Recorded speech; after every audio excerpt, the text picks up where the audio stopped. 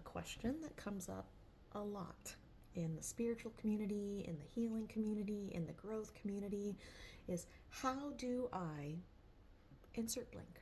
How do I connect with my guides? How do I astral project? How do I invite in my higher self?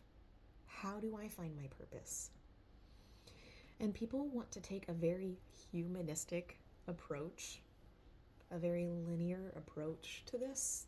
A lot of people thinks it's just a step-by-step process. You check some boxes, you do the procedures, and then boom, you're open. And maybe some people have success with that, but the majority of this is feeling like you are enough, knowing that you are the embodiment of love, that there is a purpose for all of this, everything, your life, their lives, whatever the case may be.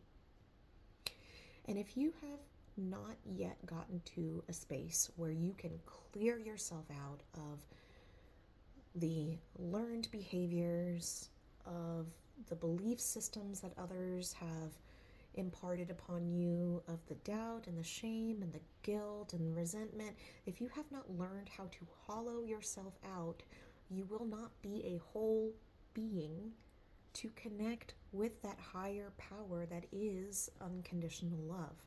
And it's kind of ironic that in order to be whole, you have to shed aspects of yourself that you've been carrying up until this point, but they're not really aspects of yourself. They're things that life and the world around you has imparted upon you. So if you are trying to connect in a spiritual sense to some sort of higher power, some sort of otherworldly experience, connect with other beings, you have to do it from a space of love and acceptance within yourself and for everyone else. When you learn to be still and you learn to let all the other stuff go, it does not have to be permanent, but in that space you can say, for a moment, I'm going to set this down.